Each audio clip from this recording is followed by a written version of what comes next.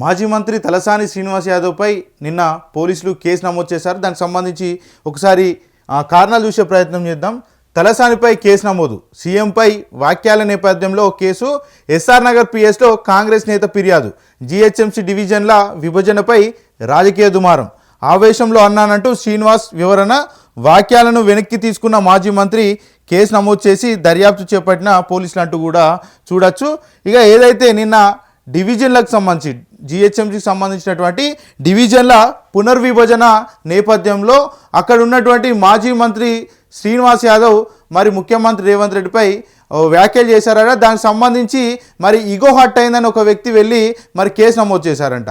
Congress party చెందినటువంటి ఒక వ్యక్తి మరి వెళ్ళి కేసు నమోదు చేస్తే మరి అక్కడ ఉన్నటువంటి ఎస్ఆర్ నగర్ పోలీసులు విచారణ చేస్తున్నటువంటి పరిస్థితి కనబడతా ఉంది. ఒకసారి చూసే ప్రయత్నం చేద్దాం.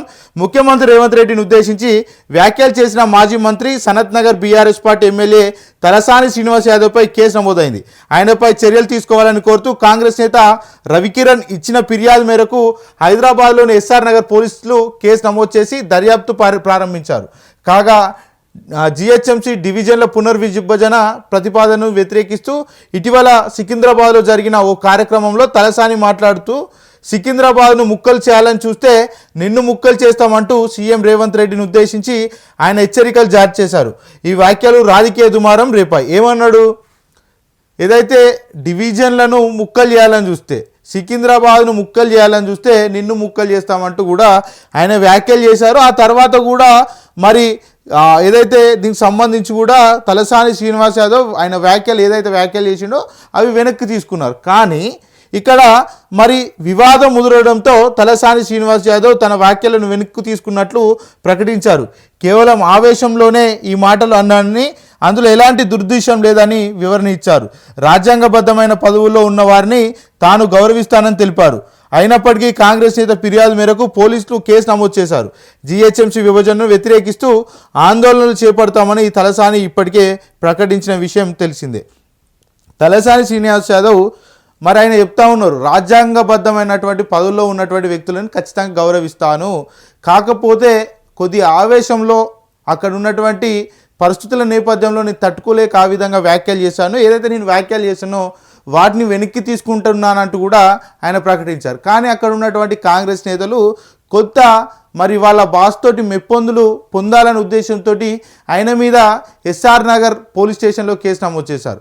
మొత్తానికి ఇక్కడ చూడొచ్చు, ముఖ్యమంత్రి మాట్లాడేటువంటి తీరు మీద పోలీస్ స్టేషన్లో కేసులు ఉండవు, కాంగ్రెస్ పార్టీ చెందినటువంటి నేతల మీద ఎలాంటి కేసులు ఉండవు, వాళ్ళు ఏం మాట్లాడినా కూడా నడుస్తుంది.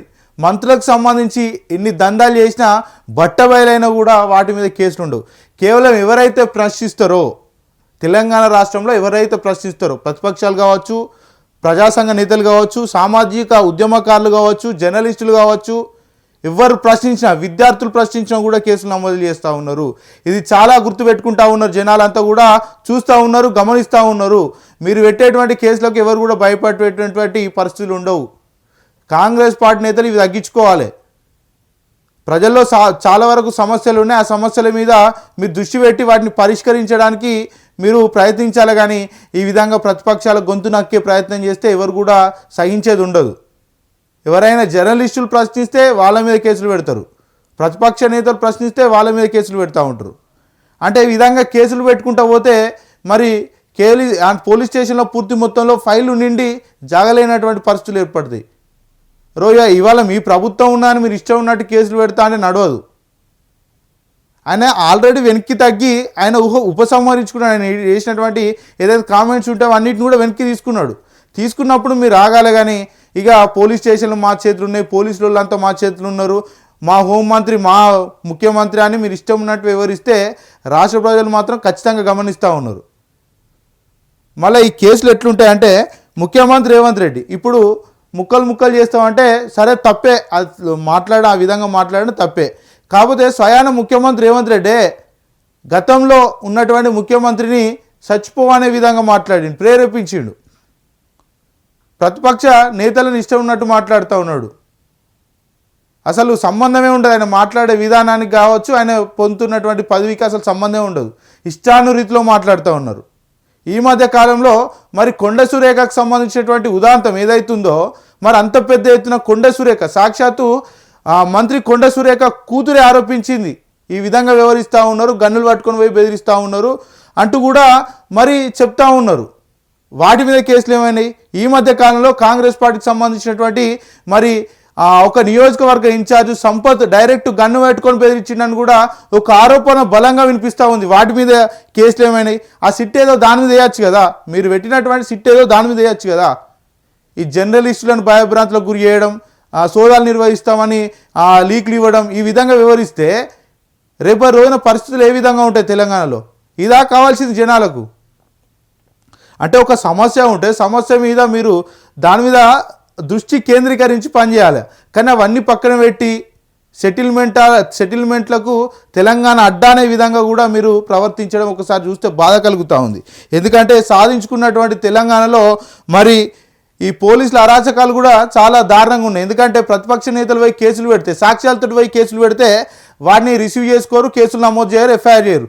కానీ అధికార పక్షంలో ఉన్నటువంటి నేతలు ఎట్లాంటి పోయి కథం ఒక పేపర్ ఇచ్చుడితోటే దాని మీద ఎఫ్ఐఆర్ నమోదు అవుతుంది, వాళ్ళు అరెస్ట్ అవుతారు, తీసుకుపోయి జైలు వేస్తారు, అన్నీ జరుగుతాయి. రాత్రి ఆదివారాల పూట రాత్రిలో పూట తీసుకుపోతారు, వాళ్ళని హౌస్ అరెస్టులు చేస్తారు, ఇంట్లో ఉన్న వాళ్ళని బెదిరిస్తారు, ఆడోళ్ళని చూడరు, మగోళ్ళని చూడరు, తీసుకుపోతారు, పోలీస్ స్టేషన్ ఉంచుతారు, ఆ తర్వాత పోతారు హాస్పిటల్లో టెస్టులు చేపిస్తారు, ఆ తర్వాత జడ్జి దగ్గర ప్రవేశపెడతారు, ఆ తర్వాత జైలుకు పంపిస్తారు.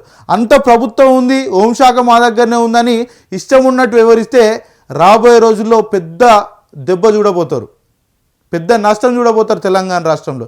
ఇకనైనా మారండి. ఇప్పటికైనా కూడా ఇవి ఎవరైనా సమస్యల మీద ఫైట్ చేస్తే